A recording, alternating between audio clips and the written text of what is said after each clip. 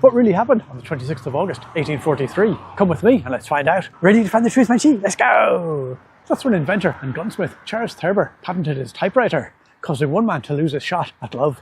Charles Thurber was best friends with my great-great-grandfather Grafton Delaney, who was in love with America's finest female tennis player, Tuba Hammer.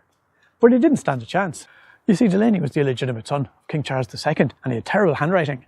He had an awful memory too, so he'd write everything down, but his handwriting was so bad he could never read back what he'd written. And the end came when King Charles sent him out to get a cod with salt and pepper for dinner one night, and Delaney came back with a cad covered in silt and paper. King Charles went mad and he shouted so much he made Delaney go half deaf, and then he banished him to America. Not that Delaney minded, not after he saw Tuba Hammer playing tennis. She had a fine Sullivan forehand and a cheeky smile that said her backhand would be pretty good too for the right fella. The problem was that in those days you had to woo women by writing to them, because romance fiction hadn't been invented yet, and the women were mad for something good to read.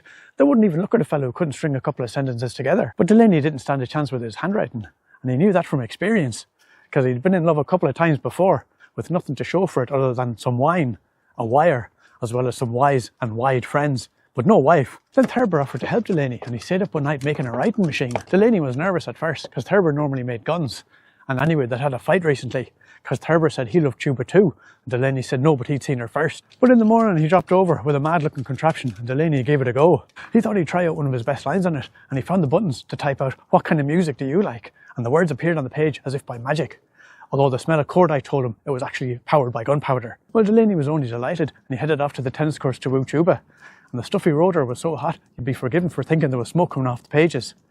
But Tuba didn't like it. Being half deaf, Delaney hadn't noticed how loud the typewriter was, but Tuba did, and it made her lose their first game of tennis ever.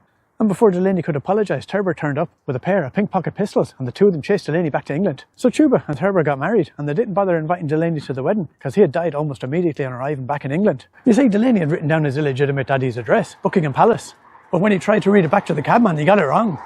I mean, he got most of it right, but he didn't say Buckingham.